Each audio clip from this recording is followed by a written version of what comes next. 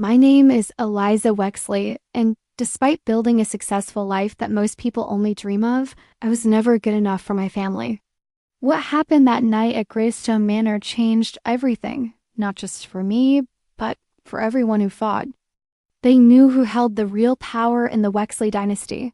Before I share my story, let me know where you're watching from in the comments below and hit like and subscribe if you've ever had to prove your worth to people who never saw it. Because what I'm about to tell you isn't just about revenge. It's about the moment I realized that sometimes the most devastating victory comes not from fighting back, but from walking away with everything they thought they owned. This is the story of how I lost a family, gained my freedom, and bought back my birthright with money they never knew I had. Need you to understand something about growing up as a Wexley in Charlottesville, Virginia. Our name wasn't just known, it was whispered with a mixture of reverence and fear in the marble halls of the country club, in the boardrooms of the city's most prestigious firms, and in the mahogany-paneled libraries where deals worth millions were sealed with handshakes and aged bourbon. Richard Wexley, my father, had built an empire from nothing. Starting with a single rental property in his 20s, he'd systematically acquired half the commercial real estate in central Virginia. By the time he was 50, Wexley Holdings wasn't just a company, it was a testament to what he called the art of calculated ambition. But here's what the business journals and society pages never wrote about. Richard Wexley was a man who measured love in quarterly earnings and affection in asset valuations. And in his eyes, I always been the liability in an otherwise perfect portfolio. My childhood was spent in the shadow of Greystone Manor, our family's sprawling estate that sat on 47 acres of prime Virginia countryside. The house itself was a testament to old money, elegance Federal-style architecture with symmetrical wings, floor-to-ceiling windows that caught the morning light like crystal, and gardens that had been featured in Southern Living magazine 3 times. But for all its beauty, Greystone Manor felt more like a museum than a home.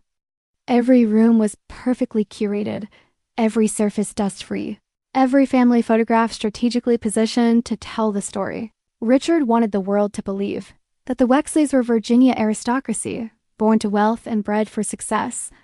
Truth was Messier, and I was living proof of it. My siblings James, the golden boy who'd inherited Richard's ruthless business instincts, and Sophia, the Southern belle who'd married into Charleston's finest family, they fit the narrative perfectly. James had Richard's sharp jawline and calculating eyes. Sophia had our mother's delicate features and natural charm. They looked like Wexleys, acted like Wexleys, and most importantly, they never questioned Richard's version of our family story. But me, I was different in ways that went beyond personality. Where James and Sophia had Richard's steel gray eyes, mine were deep brown. Where they had his angular features, my face was softer, more rounded. Where they instinctively understood the unspoken rules of our family's power dynamics, I constantly found myself on the outside, trying to decode a language I never quite learned to speak. For years, I told myself these differences didn't matter. I threw myself into academics, graduated summa cum laude from UVA with a degree in finance, and landed a position at Northbridge Equity, one of the most prestigious investment firms on the East Coast. By 28, I was the youngest senior, portfolio manager in the company's history. By 32, I was pulling down a 7-figure salary and managing assets, worth more than most small countries' GT. But no matter how high I climbed, no matter how many zeros appeared in my bank account, Richard's approval remained as elusive as morning mist. Success, I learned, could buy you respect from the world, but it couldn't purchase love from a man who'd already decided you weren't worth the investment. The invitation arrived on cream-colored cardstock with the Wexley family crest embossed. In gold, Richard's 70th birthday celebration to be held at Greystone Manor on the first Saturday of October. Black tie required. Family expected. I should have known it would be a setup. Richard never did anything without multiple layers. A purpose, and this party was no exception. It wasn't just a birthday celebration, it was a coronation. A public passing of the torch from one generation to the next. What I didn't know was that I was about to play the role of the sacrificial lamb. The weeks leading up to the party, I found myself consumed with an idea that had been growing in my mind for months. Despite everything, despite the coldness, the constant criticism, the way Richard's face seemed to tighten whenever I entered a room, I still harbored this desperate hope that maybe, just maybe, I could finally do something that would make him proud. So I did something that, looking back, seems almost tragically naive. I decided to buy him the perfect gift, not just any gift, but something that would demonstrate not only my success, but my understanding of what truly mattered to him. After weeks of research and discreet inquiries, I settled on a 1967 Mercedes-Benz 300 OSL Gullwing, finished in pristine silver with a red leather interior. It was the same model he'd admired in magazines as a young man, before he had the money to even dream of owning one. The car cost me $1.2 million. Not because I couldn't afford it, my portfolio at Northbridge had been performing exceptionally well, and my personal investments had grown substantially, but because it represented something more valuable than money. It represented hope. I had the car professionally detailed and transported to Greystone Manor the morning of the party. I even had a custom card made with a simple message: to the man who taught me that success is measured not in what you have, but in what you build. Happy 70th birthday, Dad. The party itself was everything you'd expect from a Wexley family event. The guest list read like a who's who of Virginia society politicians, business leaders, old money families whose names were carved into the cornerstones of universities and hospitals. The manor was decorated with thousands of white roses and soft lighting that made everything look like a scene from a classic film. I arrived fashionably late, wearing a midnight blue silk dress that had cost more than most people's cars. My hair was swept into an elegant updo, and I'd chosen jewelry that was expensive enough to be noticed, but understated enough to be tasteful. I looked, by any objective measure, like I belonged, but belonging, I was about to learn, was about more than appearance. The evening began perfectly. Guests mingled on the terrace. Servers moved through the crowd with champagne and hors d'oeuvres, and a string quartet played classical music from the garden. Richard, resplendent in a custom tuxedo, worked the room like the master politician he'd never officially become. I waited for the right moment to present the gift. After dinner, after the speeches from business partners and family friends, after James had given his perfectly crafted toast about legacy and leadership, the crowd had gathered in the main drawing room, and Richard was holding court near the marble fireplace. This was my moment.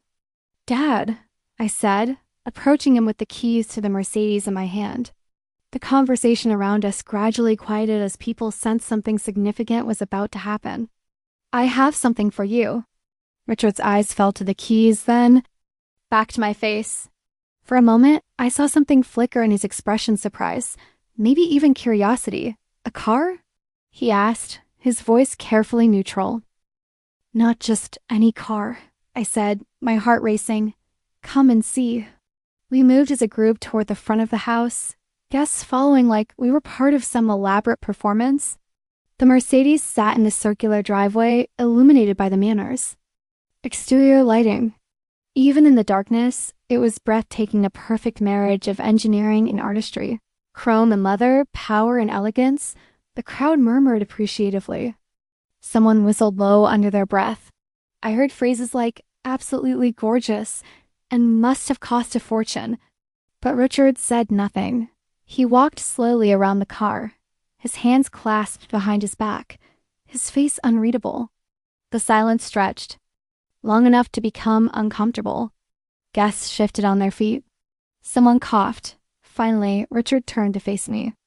And in that moment, I saw something in his eyes that I'd never seen before. Not anger, not disappointment, but something far worse. "Disgust. Bull quotes, you think you can buy my love," he said, his voice carrying clearly in the night air.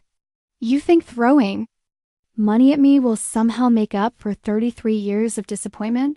The words hit me like physical blows. Around us, the crowd had gone completely silent. I could feel dozens of eyes on me, watching my humiliation play out in real time. "I just wanted to," I began, but Richard cut me off. "You wanted to what? Show off?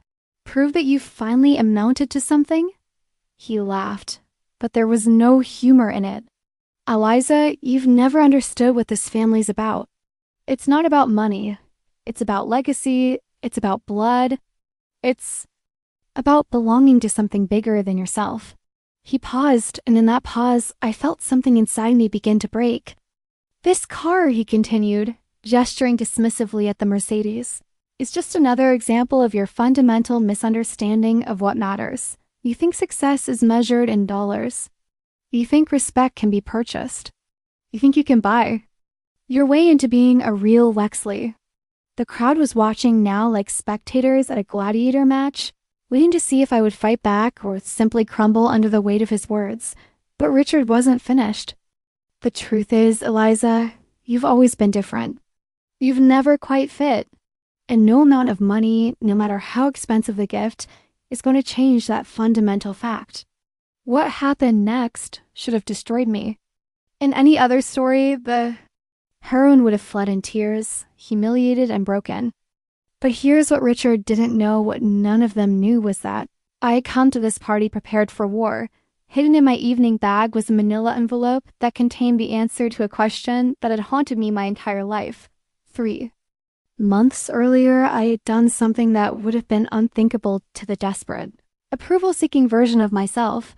I had hired a private investigator, not to dig up dirt on Richard or to find leverage for some corporate battle.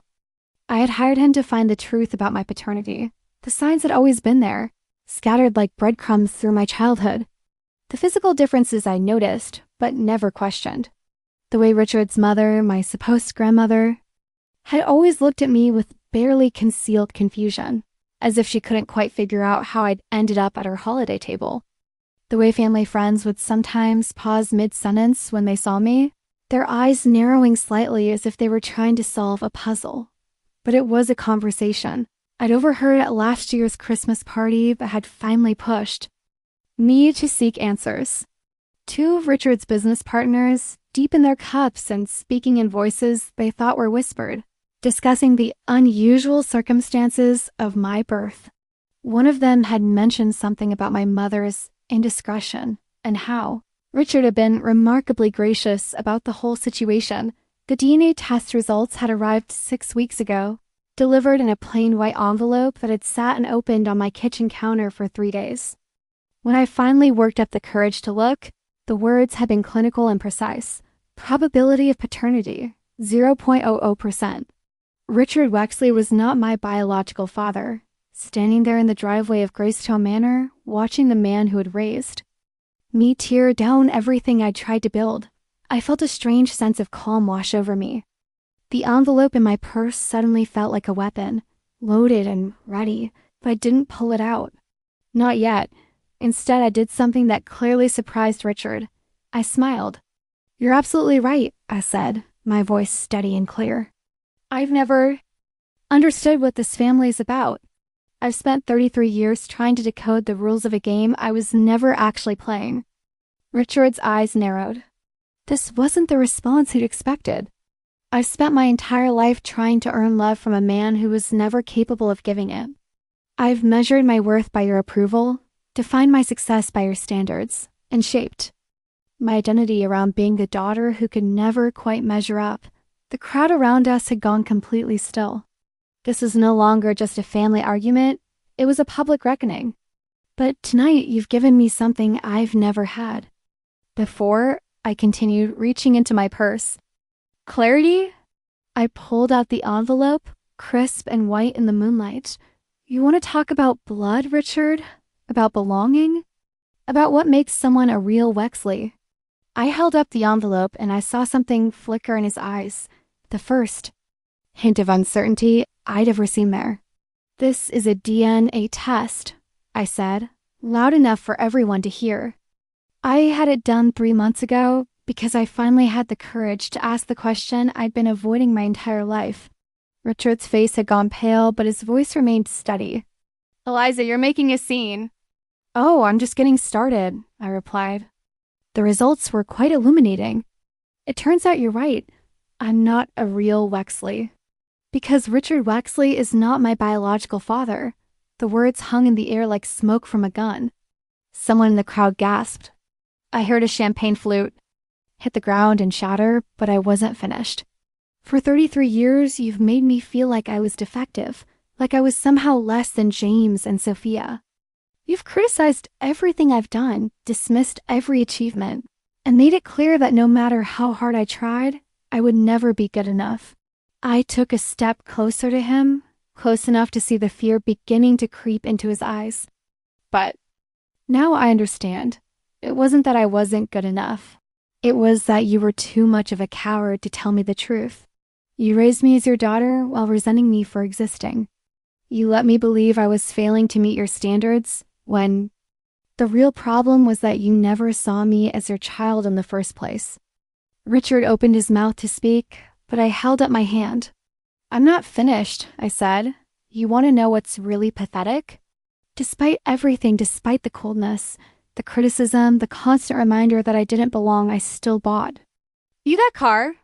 I still showed up tonight hoping that maybe, just maybe, I could finally make you proud. I walked over to the Mercedes, its silver paint gleaming under the manor's lights. But you know what? I don't need your approval anymore. I don't need your love. And I sure as hell don't need to be a Wexley. I pulled out my phone and made a call. The crowd watched in stunned silence as I spoke to someone on the other end, my voice businesslike and calm. Yes, this is Eliza Wexley. I need you to come pick up a vehicle. Yes, the 1967 Mercedes ... tonight. The Greystone Manor address. Perfect. Thank you. I hung up and looked directly at Richard. I'm returning your birthday gift, I said. Not because you don't deserve it, but because I finally understand that some things can't be bought. Like integrity, like honesty, like the courage to tell a child the truth about who she really is. What followed was the longest 30 minutes of my life. The transport truck arrived exactly when promised, and I watched as the Mercedes was loaded onto the back like a piece of returned merchandise. The crowd of party guests had thinned considerably apparently. Public family meltdowns weren't as entertaining as they initially seemed. Richard stood frozen near the front steps of the manor, his face a mask of controlled fury. James had appeared. At his side, whispering urgently in his ear. Sophia emerged from the house, her perfectly applied makeup slightly smudged, her eyes wide with shock. But I felt nothing. For the first time in my adult life, I felt absolutely nothing when I looked at them. Eliza, James stepped forward, his voice taking on the reasonable tone he used in boardroom negotiations. I think everyone's had a bit too much to drink tonight. Why don't we go inside and talk about this privately? I turned to look at my supposed brother, this man who had shared a house with me for 18 years, who had sat across from me at countless family dinners, who had watched me struggle for acceptance and had said nothing. Talk about what, James? About how you've known the truth this entire time. About how you and Sophia have been part of this lie for 3 decades. His face told me everything I needed to know. The slight tightening around his eyes, the way his jaw clenched almost imperceptibly, James had known. Maybe not from the beginning, but he had known. It's complicated, he said finally. No, I replied, it's really not. It's quite simple, actually. Richard raised a child who wasn't his biological daughter while making sure she never forgot that she didn't truly belong. You and Sophia watched it happen and said nothing. And I spent 33 years believing that I was the problem. Sophia finally found her voice. Eliza, you're still our sister. Biology doesn't change that. For a moment, I almost felt sorry for her. Sophia had always been the peacemaker, the one who tried to smooth over family tensions with Southern charm and diplomatic smiles. But even she couldn't navigate this particular storm. Am I? I asked. Because I don't recall either of you ever defending me when Richard tore me down at family dinners. I don't remember you speaking up when he publicly humiliated me at business events. I don't remember you questioning why I was always held to a different standard than you were. The silence that followed was answer enough. I walked back to my car, a sleek black Audi R8 that I purchased from myself the previous year. As I reached for the door handle, Richard finally spoke. If you leave tonight, don't expect to be welcomed back. I paused, my hand on the door. For just a moment, I felt the old familiar pull, the desperate need to apologize, to fix things, to find a way back into the family that had never really wanted me. But then I remembered the DNA test results. I remembered 33 years of feeling like I was never enough. I remembered the look of disgust on Richard's face when I tried to give him the most expensive gift I'd ever purchased. I turned back to face him one last time. "Richard," I said, using his first name deliberately, "I wouldn't be welcomed back even if I begged. You've made that clear for 3 decades. The only difference is that now I finally understand why." I got into my car and started the engine. Through the windshield, I could see the 3 of them standing in front of Gracetown Manor, the family that had never been my family, watching me drive away from the only home I'd ever known. As I pulled out of a circular driveway and onto the country road that led back to the city, I felt something I hadn't experienced in years: peace. For the first time in my adult life, I wasn't trying to prove anything to anyone. I wasn't calculating how my actions would be perceived or worried about disappointing people who had already made up their minds about me. I was simply free. The months that followed were unlike anything I'd ever experienced. For the first time in my life, I was living entirely for myself, making decisions based on what I wanted rather than what I thought would earn approval from people who would never give it. I threw myself into my work at Northbridge Equity with a focus and intensity that surprised even me. Without the constant emotional drain of trying to navigate family dynamics, I found I had energy I'd never known I possessed. My portfolio performance, which had always been strong, became exceptional. I closed deals that other managers had given up on, identified investment opportunities that others had missed, and developed strategies that became models for the entire firm. But more importantly, I began to understand my own value in a way I never had before. I wasn't trying to prove anything to Richard anymore. I wasn't measuring my success against James and Sophia's achievements. I was simply excellent at what I did, and that excellence was its own reward. 6 months after the birthday party, I was promoted to senior vice president, making me the youngest person in the firm's history to hold that position. The promotion came with a substantial salary increase and, more importantly, equity in the company that would vest over the next 5 years. But even as my professional life flourished, I found myself thinking about Gracetown Manor with increasing frequency. Not with nostalgia. I felt no sentimental attachment to the place where I'd been made to feel unwelcome for so many years, but with something else entirely: strategic interest. You see, Richard's empire, impressive as it was, had always been built on a foundation of leveraged debt and complex financial instruments. He was skilled at making these assets appear more valuable than they actually were, at presenting a picture of wealth that was more illusion than substance. It was a house of cards, masterfully constructed, but ultimately fragile. And I, with my background in high-level finance and my insider knowledge of the Wexley family's actual financial situation, was uniquely positioned to see the cracks in the foundation. I began quietly researching Richard's holdings, using my connections in the financial world to piece together a complete picture of Wexley Holdings' true financial state. What I discovered was both shocking and strangely satisfying. Richard was in trouble. Serious trouble. The commercial real estate market in Central Virginia had been declining for several years, a trend that had accelerated during the recent economic uncertainty. Several of Richard's key properties were hemorrhaging money, and he'd been using increasingly desperate measures to keep up with debt payments. He'd taken out loans against Gracetown Manor itself, using the family estate as collateral for business ventures that were failing. More importantly, he'd made a critical error in his financial planning. In his arrogance and his certainty that his empire would last forever, he'd structured his debt in a way that left him vulnerable to exactly the kind of coordinated financial pressure that someone with my resources and connections could apply. Spent weeks developing what I came to think of as the plan. It wasn't motivated by revenge, at least, not entirely. It was motivated by something cleaner and more satisfying: justice. For 33 years, Richard had used his financial power to control and manipulate the people around him.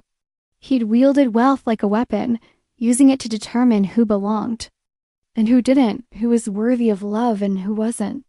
He'd built his sense of superiority on his ability to provide for or withhold from others. Now, for the first time, he was about to discover what it felt like to be on the other side of that equation. The plan was elegant in its simplicity, using a combination of my own assets, strategic partnerships with other investment firms, and carefully timed market moves. I began systematically acquiring Richard's debt. Not directly, that would have been too obvious, but through a network of shell companies and financial intermediaries that I carefully constructed over several months. It took nearly a year to execute, but eventually I owned or controlled more than 60% of Richard's total debt load. I'd become, in effect, his largest creditor.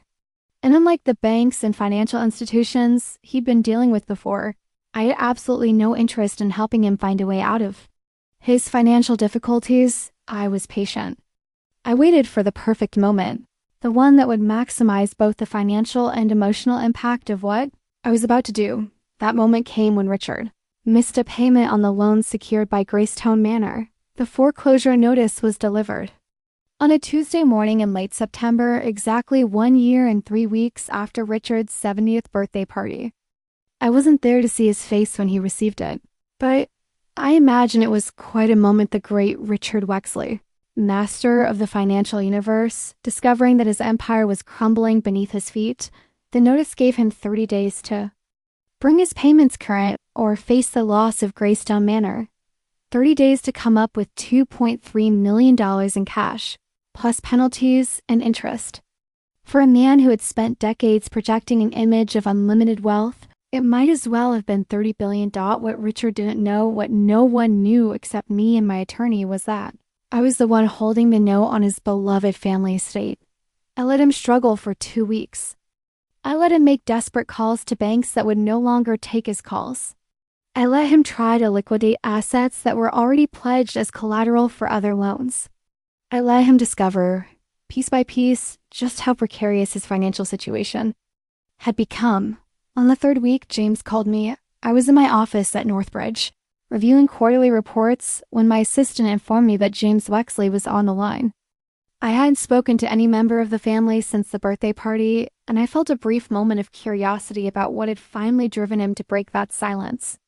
"Eliza," he said when I answered, his voice carefully controlled but carrying an undercurrent of desperation.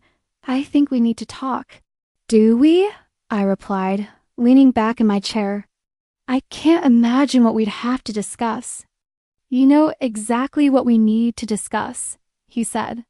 "Dad is in trouble, serious financial trouble, and I have a feeling you know more about it than you're letting on." I had to admire his instincts. James had always been the smartest of Richards children, the one who inherited not just his father's business acumen, but his ability to see patterns and connections that others missed. "I'm not sure what you're implying," I said. "I'm implying that it's quite a coincidence that all of Dad's financial problems seem to have started shortly after you walked out of his birthday party. I am implying that someone with your connections and your resources could cause exactly the kind of coordinated financial pressure that he's been experiencing." "That's quite an accusation, James." "It's not an accusation. It's a recognition. And honestly, Liza, I can't say I blame you. Dad handled that night badly. We all did. But letting him lose everything isn't going to solve anything." I was quiet for a long moment, considering my response. Part of me was impressed that James had figured out what was happening, but a larger part of me was annoyed by his assumption that I owed the family anything, even after everything that had happened. "James," I said finally, "let me ask you something. In all the years you've known me, have you ever seen me do anything halfway?" "No," he admitted. "Then why would you think I'd start now?" The silence on the other end of the line told me that James was beginning to understand the full scope of what he was dealing with. "What do you want?" he asked finally. "I want exactly what I've always wanted," I replied. "I want to be treated with respect. I want honesty, and I want acknowledgement of what actually happened in this family. And if you get that, then maybe we can discuss terms." We arranged to meet that evening at a restaurant in downtown. Charlottesville neutral territory, where we could speak privately without the emotional weight of family history pressing down. On us. James arrived first, looking older than his 36 years, his usually perfect appearance slightly disheveled. The stress of the past few weeks had clearly taken its toll. "Thank you for agreeing to meet," he said as I sat down across from him. "I'm here as a courtesy," I replied. "But I want to be clear about something from the start. I'm not the same person who left Greystone Manor a year ago. I'm not looking for a reconciliation or family harmony. I'm here because you asked, and because I'm curious about what you think you can offer me." James ordered a scotch unusual for him, as he rarely drank during business conversations. I ordered wine and waited for him to speak. "Dad doesn't know I'm here," he said finally. "I assumed as much. He's too proud to ask for help, especially from you." "Pride," I said, "seems to be a luxury he can no longer afford." James winced slightly at the directness of my words, but he didn't argue. "How much of his debt do you control?" he asked. "Enough," I replied. "Enough to destroy him completely. Enough to give him a taste of what it feels like to be powerless." James was quiet for a long moment, swirling the scotch in his glass. "What will it take to make this go away?" he asked finally. I leaned forward, meeting his eyes directly. "It's not going away, James. What's happening to Richard is the natural consequence of 30 years of financial recklessness and emotional cruelty. I didn't create the situation, I simply recognized it and positioned myself to benefit from it. So there's nothing I can do?" "There's something Richard can do," I said. "But it requires him to do something he's never done before. Tell the truth." The meeting happened 3 days later in the library at Greystone Manor. It was, I realized as I walked through the front door for the first time in over a year, probably the last time I would enter that house as a guest rather than as its owner. Richard was waiting for me, seated behind the massive oak desk that had belonged to his father. He looked smaller than I remembered, diminished in ways that went beyond mere physical appearance. The past year had not been kind to him, and the strain of his financial difficulties showed in every line of his face. James and Sophia were there as well, positioned on either side of their father like lieutenants flanking a general. The symmetry was almost perfect, the legitimate Wexley. Children standing united against the outsider who threatened their world. But I was no longer the desperate, approval-seeking woman who had once been intimidated by such displays of family solidarity. I was a successful businesswoman who controlled their financial future, and I carried myself accordingly. "Eliza," Richard said, his voice carefully controlled. "Thank you for coming." "Richard," I replied, deliberately using his first name. "I understand you wanted to discuss a business matter." The formality was intentional and effective. I could see him flinch slightly at the distance it created between us. "I'll be direct," he said. "I know you've been systematically acquiring my debt. I know you're in a position to force me into bankruptcy. What I don't know is why." I took a seat across from him, crossing my legs and settling back into the chair with deliberate casualness. "Why?" I repeated. "You really need to ask why. Despite what happened at my birthday party, despite the things that were said, you're still my daughter. I raised you. I provided for you. I gave you every advantage."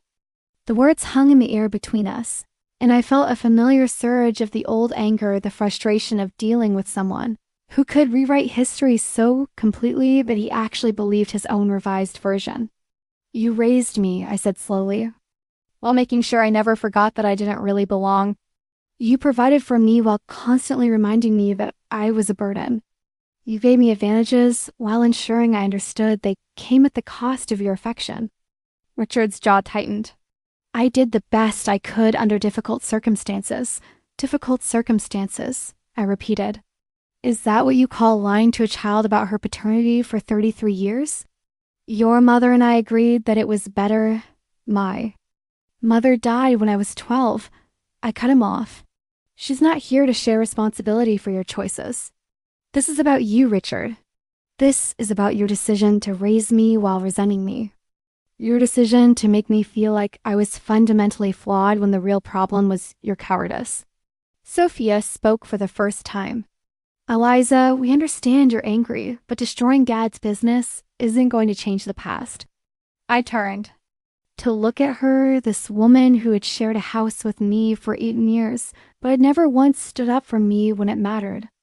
You're right, I said.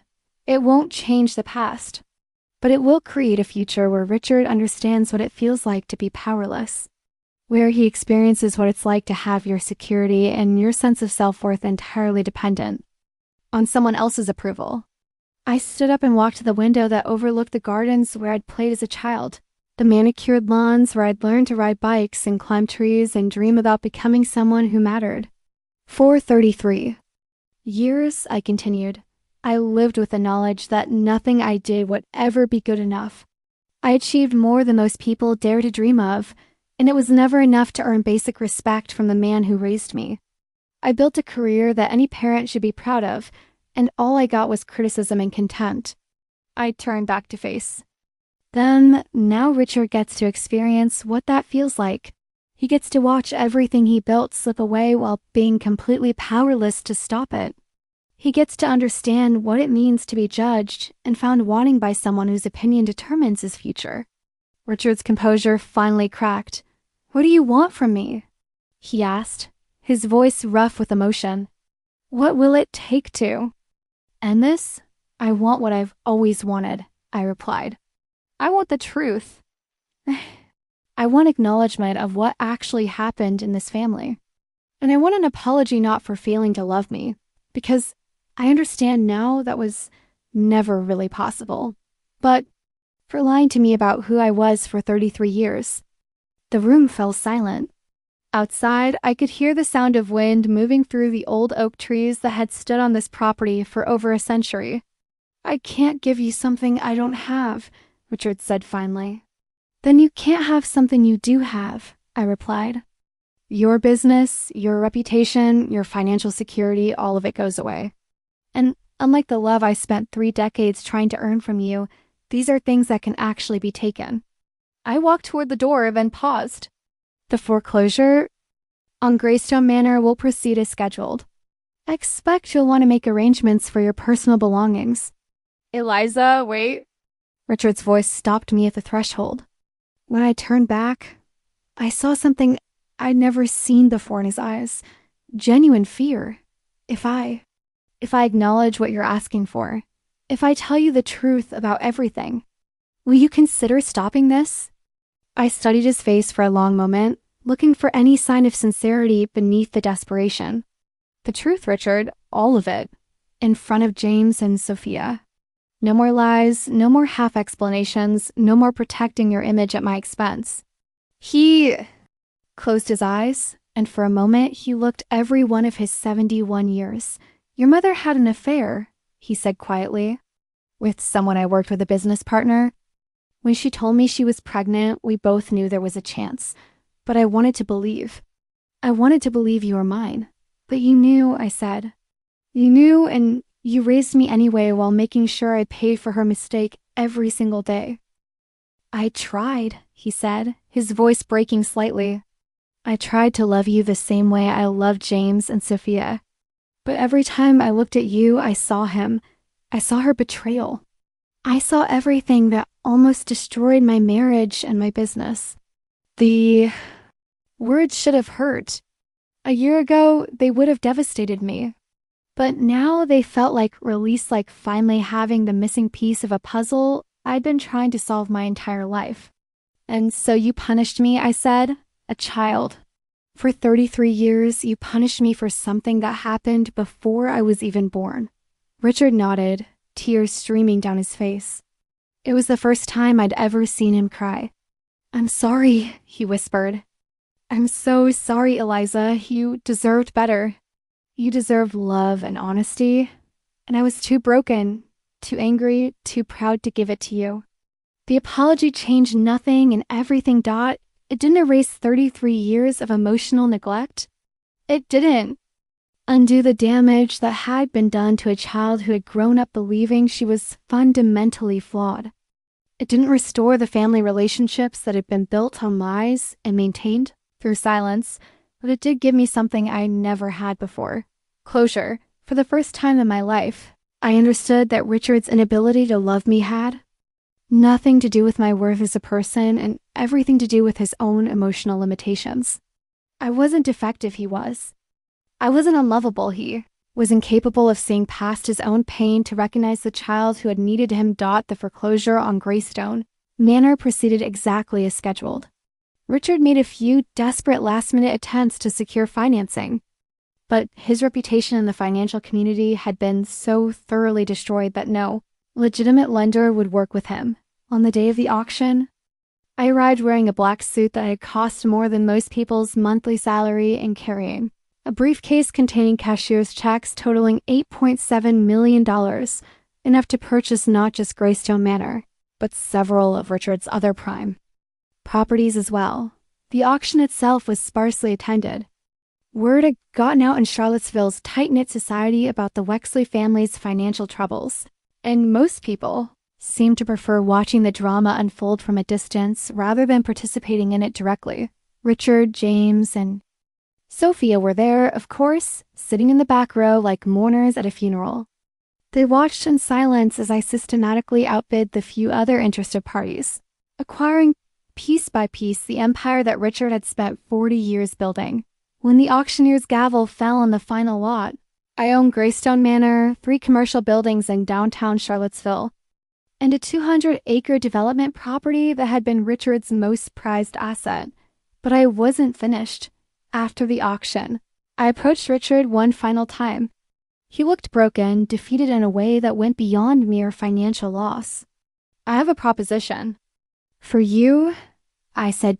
He looked up at me with eyes that held no hope, only resignation. I'm listening. I'm prepared to sell Greystone Manor back to you, I said, for exactly what you owe on it plus interest. $2.3 million. For a moment, hope flickered in his expression. Then reality set in. I don't have $2.3 million, he said. I know, I replied, but James does. And Sophia's husband certainly does. Between the two of them, they could raise the money if they wanted to badly enough. I let that sink in for a moment. Of course, there would be conditions. What kind of conditions? First, you would acknowledge publicly that I am not your biological daughter, and that you raised me while knowing this truth. Second, you would make a public apology for 33 years of emotional abuse disguised as parental disappointment. Third, you would make a substantial donation to organizations that support children in difficult family situations. Richard stared at me for a long moment. And if I agree to these conditions, you'll sell me back my family's home?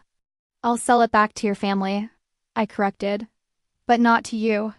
The deed would go to James and Sophia. You would live there at their discretion, under whatever terms they choose to set. The symbolism was perfect, and I could see that Richard understood it completely. For the rest of his life, his security would depend entirely on the goodwill of others. He would know what it felt like to live without the power to control his own circumstances. Why are you doing this? He asked. Because, I said, unlike you, I believe in the possibility of redemption. Not for my sake, I don't need your redemption, but for yours. And because James and Sophia, whatever their flaws, don't deserve to lose their childhood home because of your mistakes. The public announcement came 3 weeks later, published as a full-page statement in the Charlottesville Daily Progress, and posted on the Wexley Holdings website. In it, Richard acknowledged that I was not his biological daughter, apologized for 33 years of unfair treatment rooted in personal pain rather than parental wisdom, and announced a $500,000 donation to the Virginia Association for Children of Divorce and Separation. He also announced his retirement from active business management and the transfer of Greystone Manor to James and Sophia. The story made waves in Virginia society and beyond. It was the kind of family drama that people couldn't help but discuss, dissect, and judge. Some people saw it as a vindictive daughter destroying her father out of spite. Others saw it as justice for a child who had been abused for decades. I didn't particularly care what people thought. For the first time in my life, Other people's opinions of me were irrelevant to my sense of self-worth. 6 months later, I received an invitation to James's wedding anniversary party at Greystone Manor. It was a small, intimate gathering, nothing like the elaborate social events that Richard used to host. I almost didn't go. The manor held too many complicated memories, and I wasn't sure I was ready to navigate whatever new family dynamic James and Sophia were trying to create, but curiosity won out, and I found myself driving up the familiar circular driveway on a warm spring evening. The party was everything Richard's events had never been. Warm, genuine, focused on relationships rather than status. James and Sophia had created something that felt like an actual family gathering rather than a business networking event. Richard was there, looking older and frailer than when I'd seen him last. He approached me as I stood on the terrace overlooking the gardens where I'd played as a child. "Eliza," he said quietly, "thank you for coming." "James invited me," I replied. "I came for him and Sophia, not for you." He nodded, accepting the boundary I was setting. "I wanted you to know," he said, "that I've been working with a therapist, trying to understand, trying to figure out how I became the kind of man who could treat a child the way I treated you." I looked at him for a long moment. He seemed genuine, but I had learned not to trust my desire to believe in people who had hurt me. "I'm glad you're getting help," I said finally. "But I want to be clear about something. I didn't orchestrate everything that happened to teach you a lesson or to help. You grow as a person. I did it because I was tired of being powerless, and I wanted you to understand what that felt like." "I know," he said, "and I understand now that forgiveness isn't something I can earn or demand. It's something you might choose to give or not, entirely on your own terms." "That's right," I said. We stood in comfortable silence for a moment, watching the sun set over the Virginia countryside. "Are you happy?" he asked suddenly. The question surprised me. In all my years of seeking Richard's approval, he had never once asked about my happiness. "Yes," I said, and realized as I said it that it was completely true. "I'm happy." As I drove away from Greystone Manor that evening, I reflected on everything that had brought me to that moment. The scared, desperate child who had spent decades trying to earn love from a man incapable of giving it was gone. In her place was a woman who understood her own worth, who had learned that the most powerful revenge isn't always about destruction. Sometimes it's about transformation. I never got the father I wanted. I never got the family I dreamed of. But I got something more valuable. I got myself. Have you ever had to choose between peace and family? Sometimes the most powerful revenge is walking away, but sometimes it's staying just long enough to rewrite the rules entirely. If my story resonated with you, hit like, subscribe to Silent Revenge, and share your story in the comments. Remember, justice doesn't have to be loud to be unforgettable. Sometimes the quietest victories are the ones that echo the longest. Until next time, I'm Eliza Wexley, reminding you that you are worth more than anyone else's inability to see your value. And sometimes the best revenge is simply living well enough to buy back everything they thought they took from you.